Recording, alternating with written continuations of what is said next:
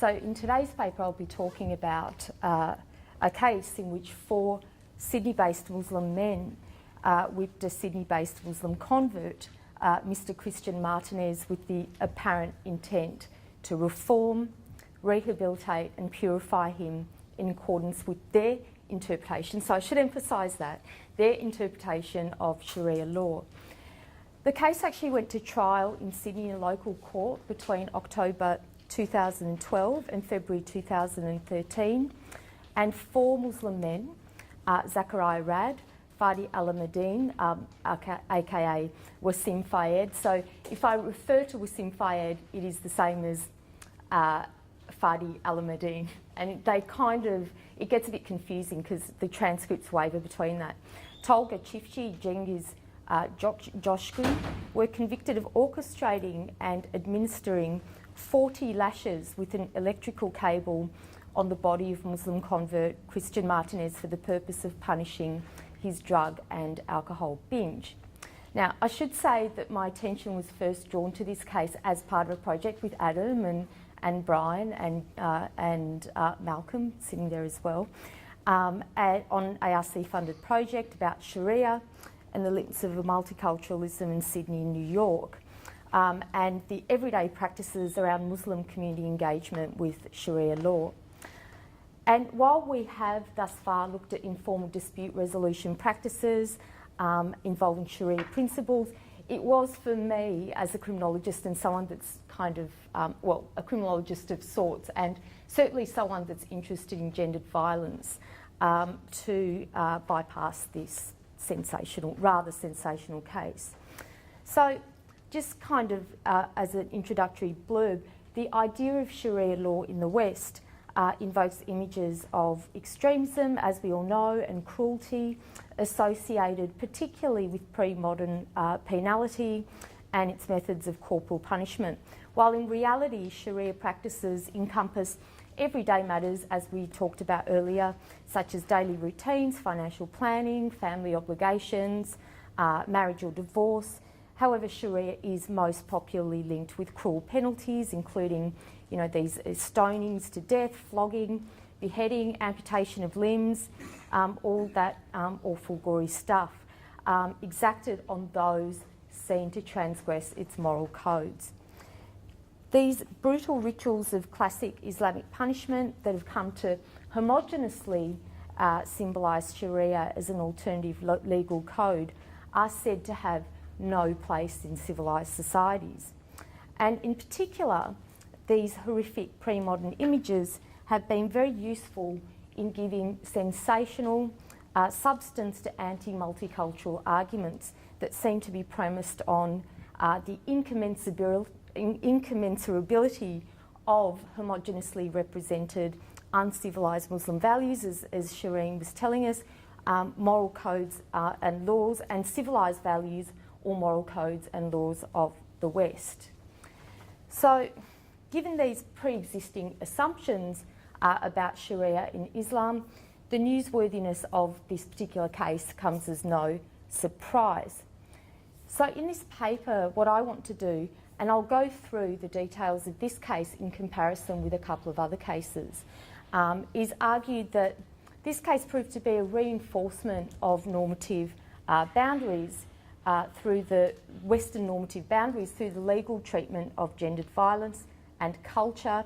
And I'm sorry that I don't actually have the space in this paper to unpack the conflation of religion and culture. I don't have room to do that, but I am not conflating religion and culture, so or race and culture and all of that stuff. So anyway, the legal treatment of gendered violence and culture through the lens of consent. So I'm going to be focusing on consent in particular, because in this trial a defence of consent to violence was raised, and interestingly the famous UK case for the lawyers in the room of R and Brown in 1993 was used as a precedent. In the Brown case, a group of homosexual men were convicted on the basis, so it's interesting that a completely different moral code was brought up here, were convicted on the basis of consensual sadomasochistic violence inflicted between adults. Completely different moral code, as I say, but based on a similar principle of consent to violence, and judicial musings on violence, harm and civilisation. In both Brown and the current whipping case, consent was not upheld. Both the Shari'a whipping and the S&M cases represent a legal departure from cases where masculine violence is validated through upholding consent to violence. So, leaving aside for the moment countless multitude of cases where commonly equivocal position on consent for female victims of sexual assault results in the acquittal of many cases of sexual violence, there are many other cases of violence between men which are also dismissed as typifying the activities of normal young men. Okay? Such acts of violence have, as we shall see, been variously referred to as manly diversion. These are quotes from a case. Manly diversion, harmless horseplay. They do not break the normative contours and are legitimated through the defence of consent. So the example that I will be providing here as a comparison to these cases where consent is not upheld is the case of R versus Aitken in 1992, involving some young RAF pilots, Royal Air Force pilots, who set their friend alight as a joke after their final exams in pilot training. A prank, according to the learned judge, that was to be expected by the victim in the boisterous nature of military celebration.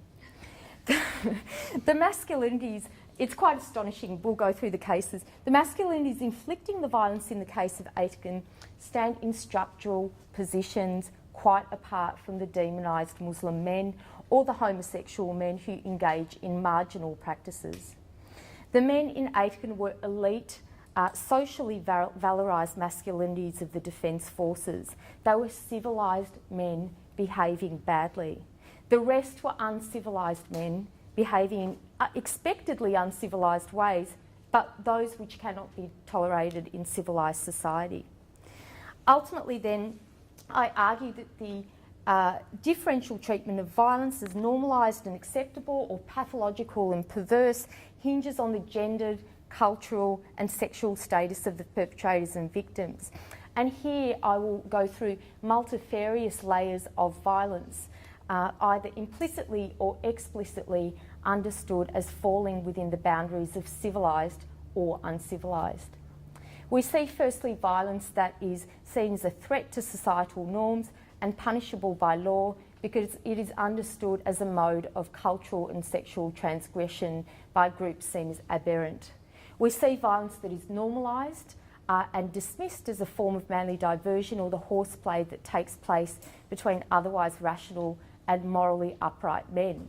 And lastly, we see violence by the state through law and punishment, which might be rationalised as justice and enforcement of moral values or a civilising mission through its more subtle disciplinary and bureaucratic forms, or more overtly through, as I'm drawing heavily on your work, through states of exception which are naturalised or deemed necessary and justifiable for containment of an enemy. For example, torture, Guantanamo Bay.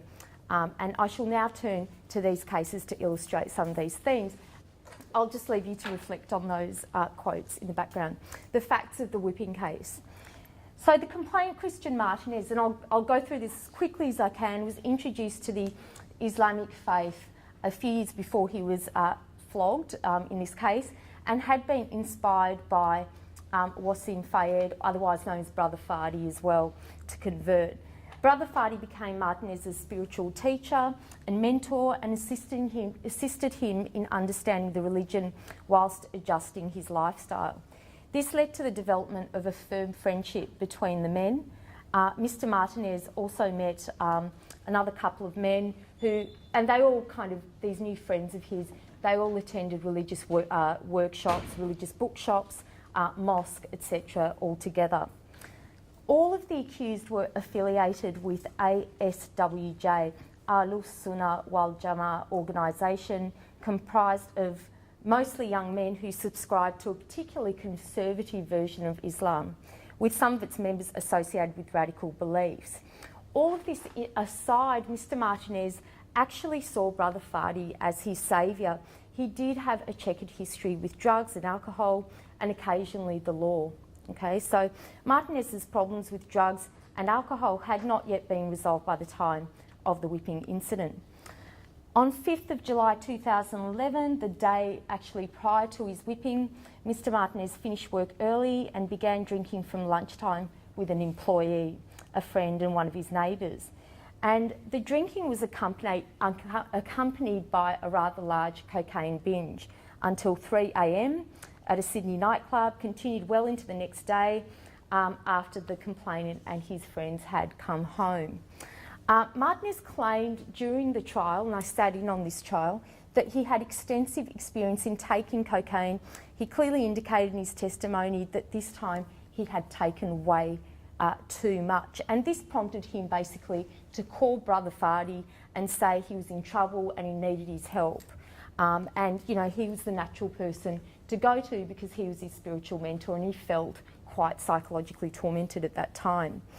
The telephone calls, interestingly, and this is an aside, were recorded and played back in court, and that was because there was an pre-existing telephone intercept on the, for another matter, on Brother Fadi and a co-defendant's phone.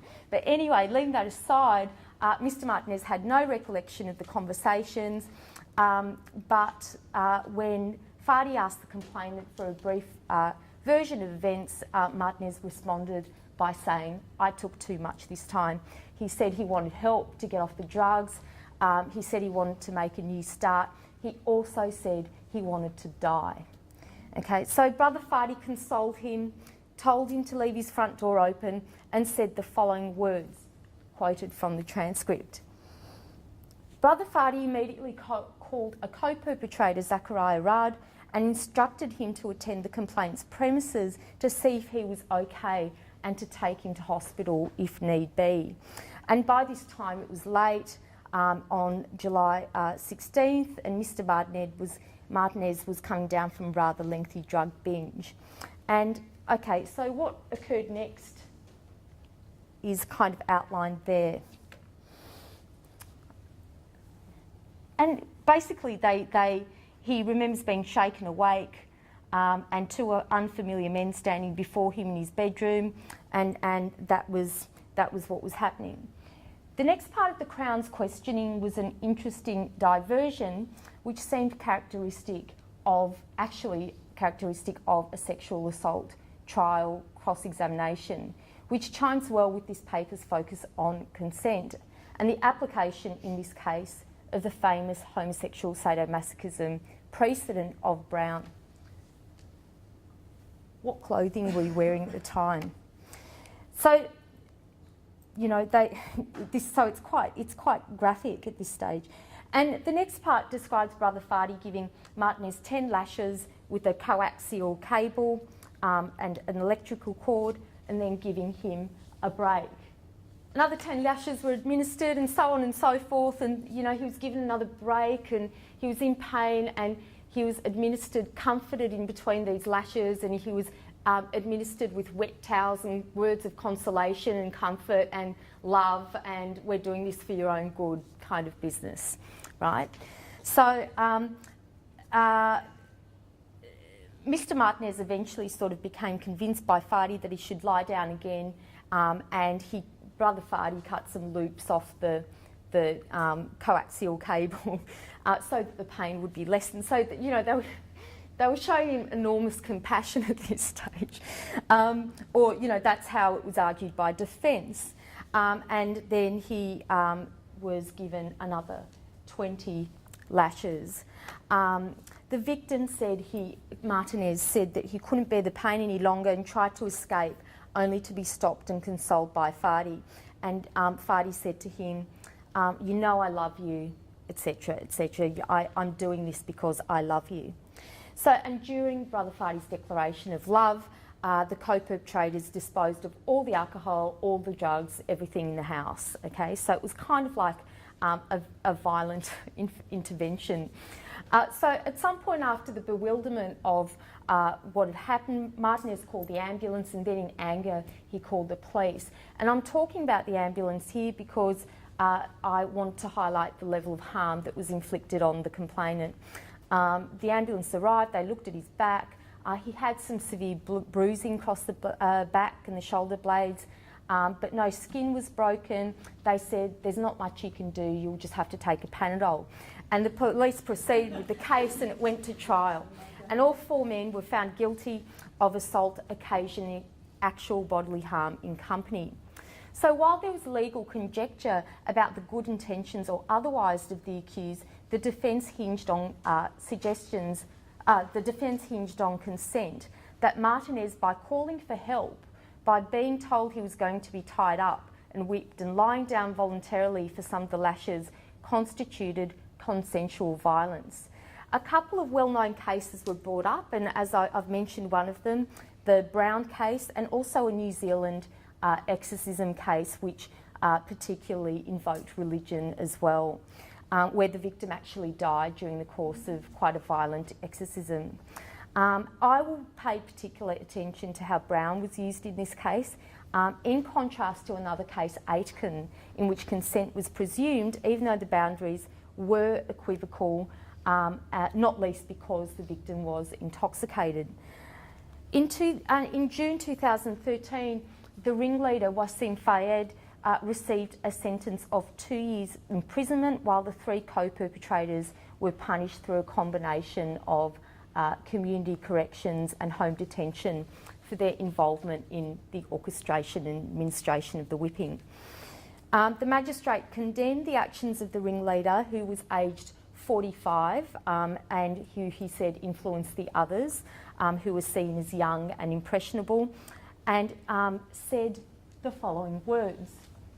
You say, I love him for the sake of Allah. If you do love him in a fraternal sense, then it is perverted. Nobody punishes anyone they love.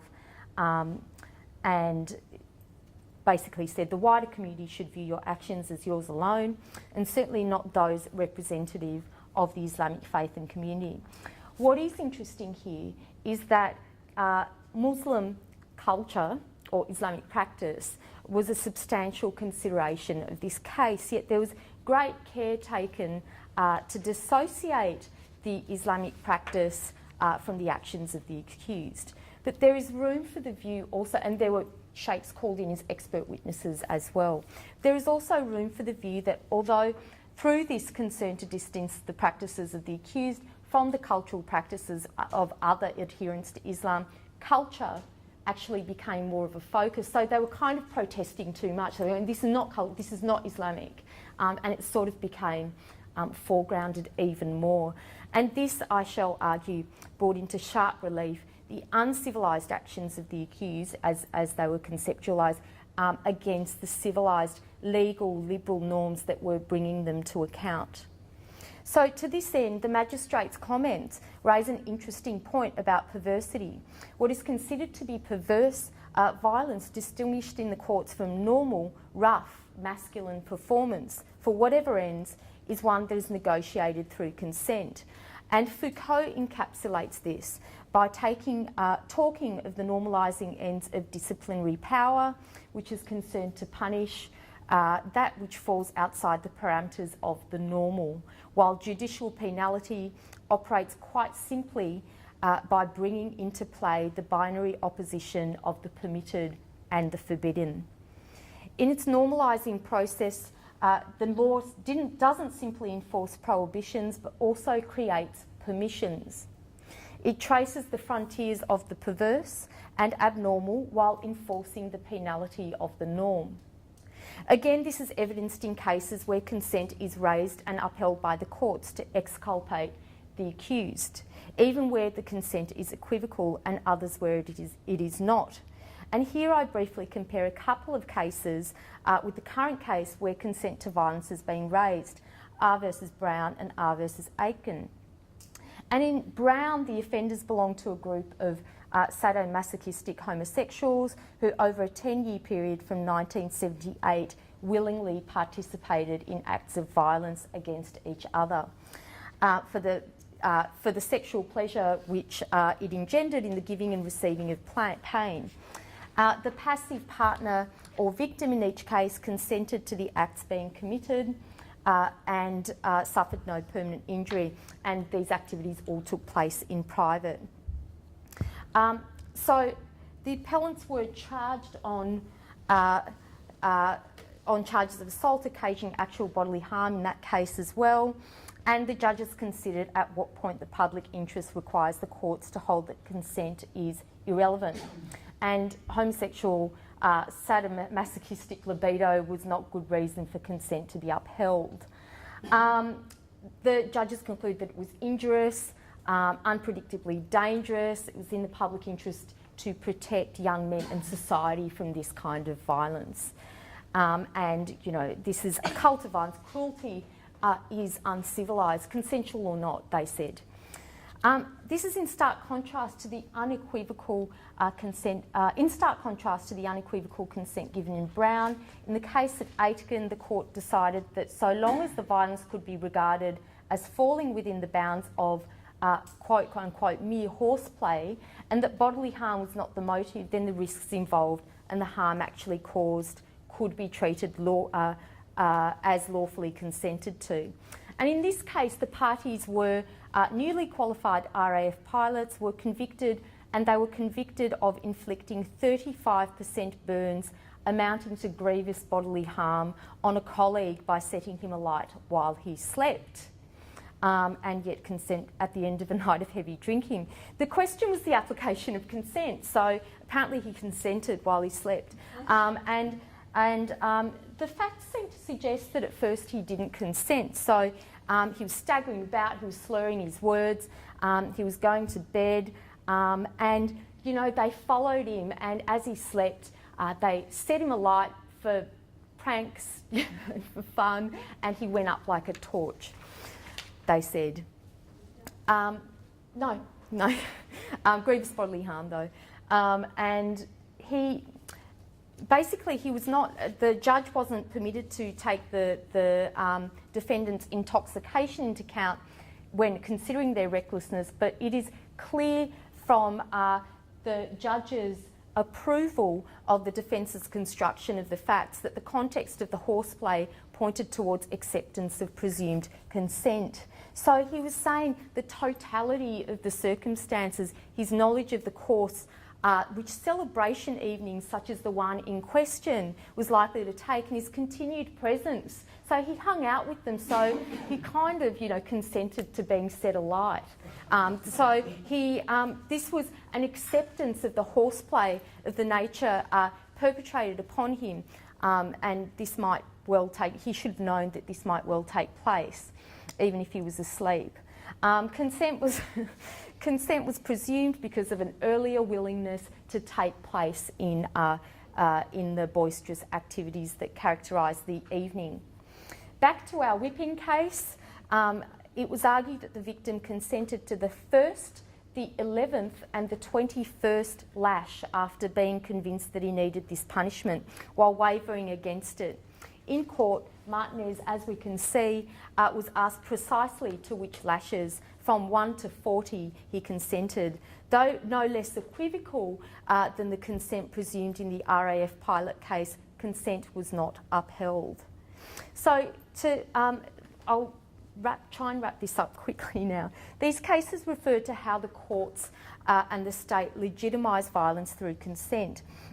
Consent upheld or rejected draws upon and reinforces the boundaries of normalised violence based on Western liberal norms of reason, morality and civilisation. The difference in the instances of violence outlined in the Shari'a case and in Brown is that they occur in cultural contexts which are not celebrated, such as sport, for example, a lot of violence in sport, and are hence seen as perverse, threatening to social norms and uncivilised. In addition, the violence popularly associated with other cultures, other than the invisible culture of Western liberal norms, is expected.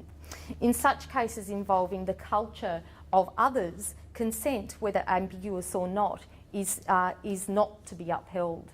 The violence that is said to characterise such cultures is dangerous, transgressive, and a strong message must be sent out to condemn it and protect normal, civilised society from the irrational excesses of those cultures.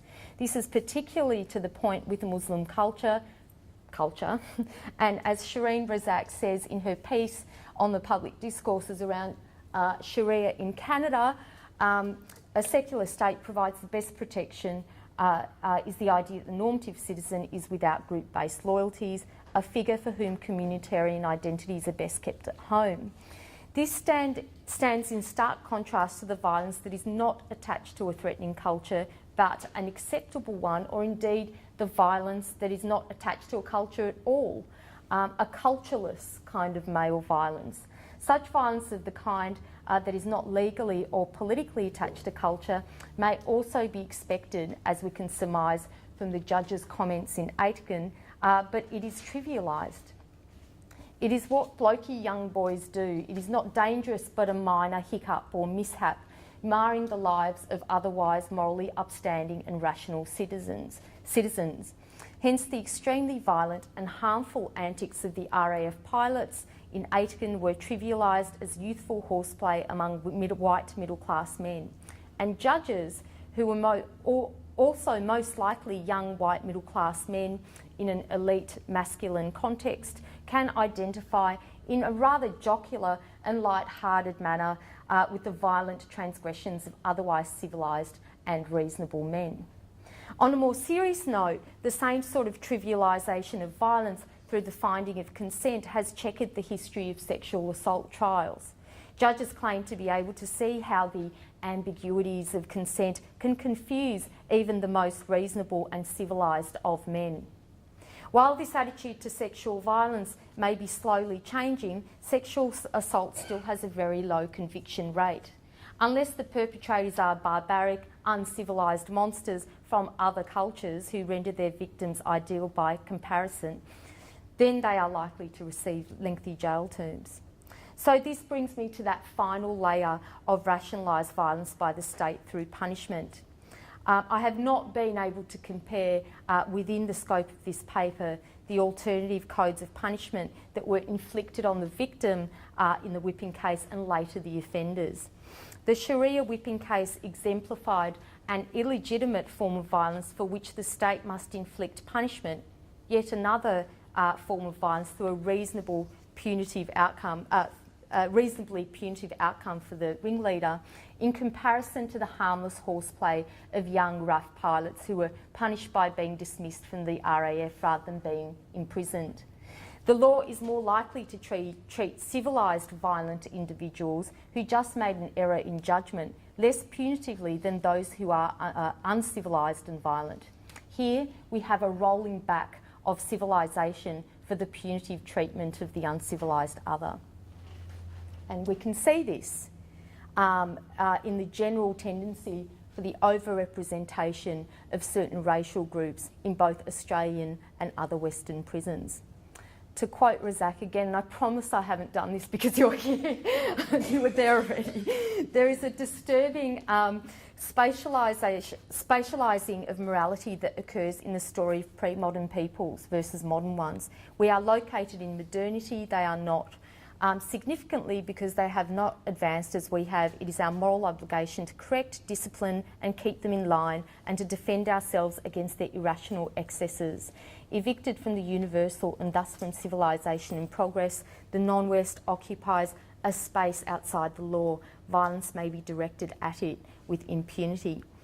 This sums up society's political eviction of the other, and these cases have illuminated how the courts, through granting permission to some forms of masculine violence while dismissing others as perverse, upholds norms of gender, sexuality and race. And just a final comment, this wasn't a paper condoning the whipping of Muslim converts or anyone else for that matter. Rather, it's a discussion or a reflection on the politicisation and racialisation of violence and harm in legal discourse. And I think I might just